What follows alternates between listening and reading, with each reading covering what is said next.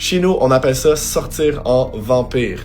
Je sais pas si les gens savent d'où provient l'expression sortir en vampire parce que j'ai eu au-dessus d'une centaine de personnes qui me commentaient dans mon vidéo d'hier genre « Ah, le voyage astral, c'est sortir en vampire dans ma culture. Ah, au Gabon, on dit que c'est de la sorcellerie, on dit que c'est sortir en vampire. » Puis je comprends pas qu'en 2026, on a encore des gens, spécifiquement des Africains, qui disent que le voyage astral, c'est automatiquement relié à sortir en vampire. No, it's not.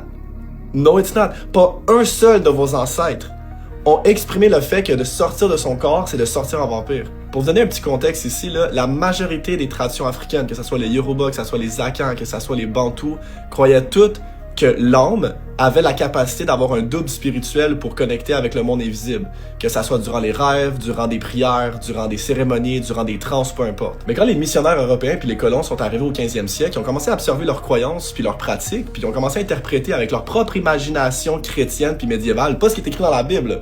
Parce que dans la Bible, ils parlent pas une seule fois du voyage astral ou comme quoi que c'est dangereux. Ils ont commencé à dire, puis ils ont regardé leurs croyances, puis ils ont dit « Ah, ce qu'ils font, c'est sortir en vampire. Ah, c'est de la sorcellerie nocturne. Ah, ils sont possédés. Ah, c'est démoniaque ce qu'ils font. » Mais pas une seule fois dans leur culture, ils ont mentionné le fait que c'était de sortir en vampire ou que c'est de la sorcellerie. Ils ont toujours cru que c'était des capacités naturelles, spirituelles ou des choses qui étaient comme plus réservées aux initiés.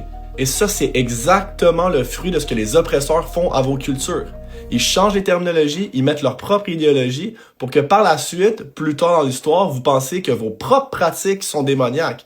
Mais c'est littéralement leur propre interprétation de vos croyances. Les Européens puis les chrétiens, ils ont littéralement changé vos terminologies, démonisé vos pratiques, puis c'est pour ça qu'en 2026, il y a encore certains Africains qui pensent que leur propre culture, c'est de la sorcellerie ou c'est de sortir en vampire, puis ça, c'est le fruit d'un peuple qui se fait marginaliser malheureusement. Étudier son histoire, c'est d'étudier les bonnes terminologies, étudier les bonnes pratiques pour pas tomber dans ce que les oppresseurs essaient de vous faire croire.